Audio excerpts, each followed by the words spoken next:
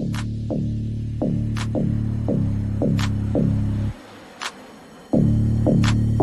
morning students. In this video lecture today we will discuss about reaction intermediate under the chapter structure and bonding.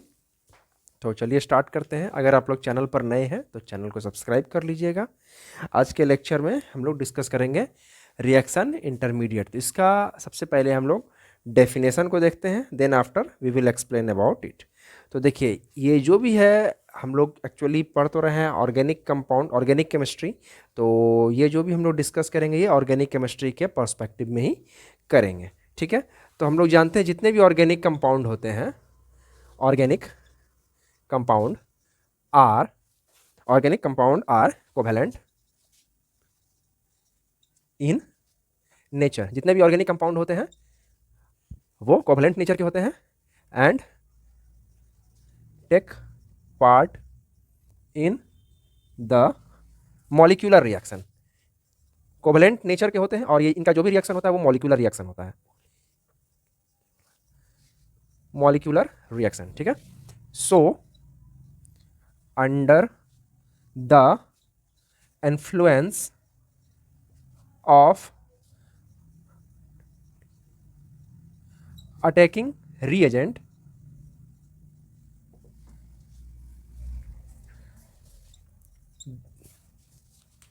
the particular compound may break via either homolysis or heterolysis to form an intermediate compound called reaction intermediate. Okay, these are short lived compound, these are short lived species. देखिए ये intermediate compound जो है एक प्रकार का compound नहीं है, ये एक प्रकार का स्पीसीज है कह सकते हैं, जो कि स्टेबल नहीं होता है, इसलिए इसको हम लोग कंपाउंड ना लिख करके स्पीसीज लिखेंगे। Okay, short lived species and it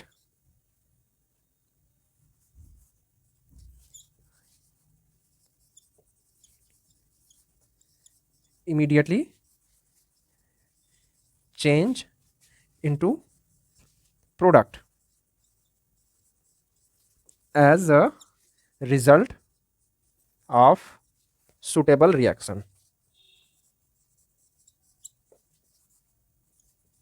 मैं रिएक्शन को शॉर्ट में लिख रहा हूं आर के to the power N in the short above score में। ओके, तो क्या है, organic compound are covalent in nature. हम लोग सभी जानते हैं जो भी ऑर्गेनिक कंपाउंड होते हैं कोवेलेंट इन नेचर होते हैं, और कोवेलेंट जो भी बॉन्ड होता है, कोवेलेंट जो भी मॉलिक्यूल होता है वो मॉलिक्यूलर रिएक्शन में आगे परफॉर्म करता है।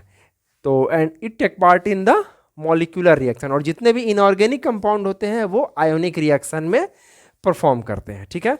तो organic compound are covalent in nature and take part in the molecular reaction, so under the influence of attacking reagent.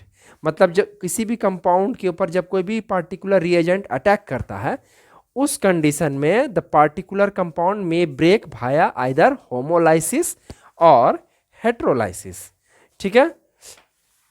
जिसके कारण क्या होता है कि एक इंटरमीडिएट फॉर्म होता है बाया होमोलाइसिस और heterolysis to form an intermediate species called reaction intermediate, ठीक है।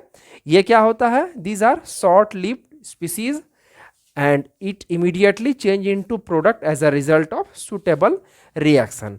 इसमें समझने वाली बात क्या है, होमोलाइसिस और हेट्रोलाइसिस क्या होता है, और उसके बाद फिर मैं आगे समझाऊंगा ये पूरा का पूरा डेफिनेशन को एक बार फिर से। सपोज कीजिए कि कोई मॉलिक्यूल है, सपोज कीजिए ए बी, एक मॉलिक्यूल है, तो इसको हम लोग कुछ इस तरह लिख सकते हैं।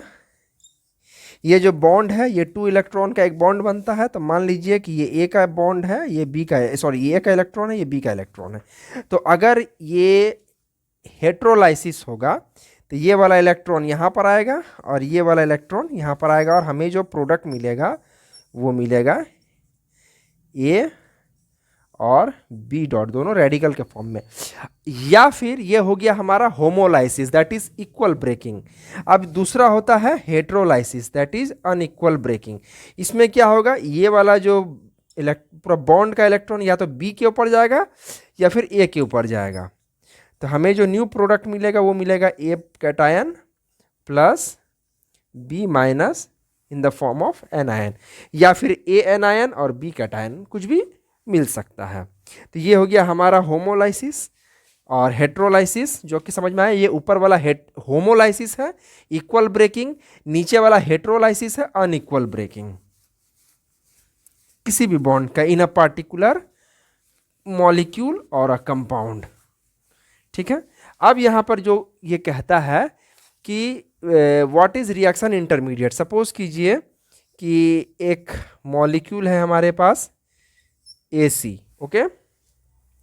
अब इसमें क्या हो रहा है कि कोई एक अलग से बाहर से अटैकिंग रिएजेंट आया, सपोज कीजिए B।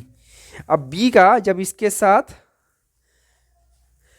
क्या हुआ, B ने जब AC पर अटैक किया तो हमें क्या मिलेगा, एक इंटरमीडिएट कंपाउंड बनेगा। ठीक है, सपोज कीजिए वो इंटरमीडिएट कंपाउंड बनेगा कुछ इस तरह का ACB। ठीक है, तो ये हो गया हमारा इंटरमीडिएट, इसको मैं शॉर्ट में INT लिख दे रहा हूं, इंटरमीडिएट।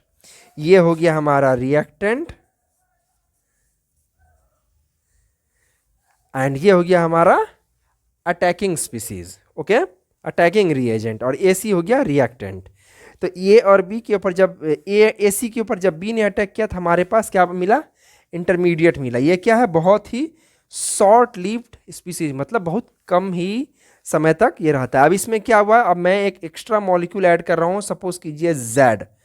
तो Z के साथ जब इस मॉलिक्यूल का रिएक्शन होगा तो क्या होगा, ये वाला बॉन्ड यहाँ से टूट जाएगा और हमें जो फाइनल प्रोडक्ट है दैट इज CB मिल जाएगा, और ये हमारा हो गया फाइनल प्रोडक्ट। और बाई प्रोडक्ट के रूप में हमें क्या मिल जाएगा, ZA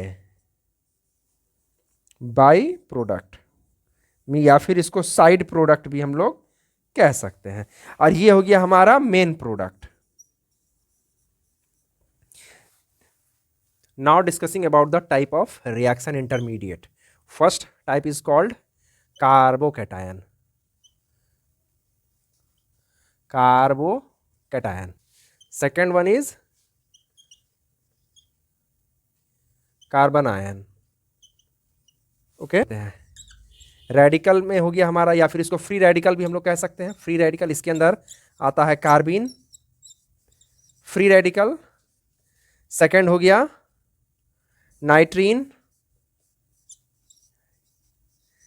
नाइट्रीन्स हो गया, और भी कई सारे आते हैं, तो उसको हम लोग आगे अगले क्लास में डिस्कस करेंगे। तो आज के वीडियो में बस हम लोग यहीं तक डिस्कस करेंगे, फिर